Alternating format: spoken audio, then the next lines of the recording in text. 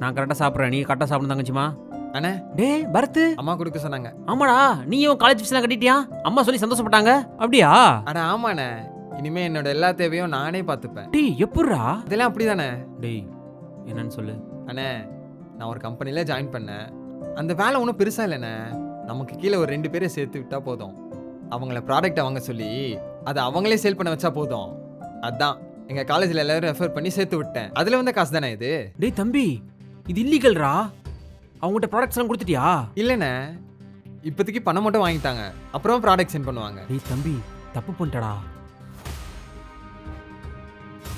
டேய் சொல்கிற மச்சான். ஏய் மச்சான், நீ ரெஃபர் பண்ண கம்பெனி ஃப்ராடாண்டா. நம்ம காலேஜ் பசங்க எல்லாம் பிரின்சிபல்கிட்ட கம்ப்ளைண்ட் பண்ணிட்டாங்கடா. என்னடா சொல்கிற?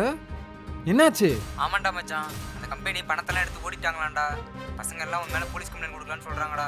நீ எங்கே இருக்க? உடனே வா. டேய் டேய் டேய் டேய் டேய் தம்பி, அதான் சொன்னேன்லடா, அவசரத்தை எந்த முடிவு எடுக்காத, அது தப்பாக தான் முடியும்னு. அண்ணே இப்போ என்ன பண்ணுறேன்னு எனக்கு தெரியலண்ணே. அம்மாவுக்கு தெரிஞ்சால் தாங்கிக்கவே மாட்டாங்கண்ணே.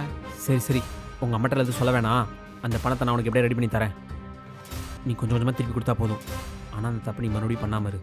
அந்த முருகன் பார்த்துப்பான், சரியா? ஐயோ அண்ணே, மறுபடியும் அந்த பேரை சொல்லாதீங்கண்ணே. இப்போ கூட நான் படுற கஷ்டத்துக்கு அவன் தான் காரணம். என்னை வாழ விட மாட்டான் போல. ஏய், உனக்கு இப்போ புரியாது, புரிஞ்சுக்கிற நேரம் வரும். இப்போ வா, அந்த பிரச்சனை சரி பண்ணலாம்.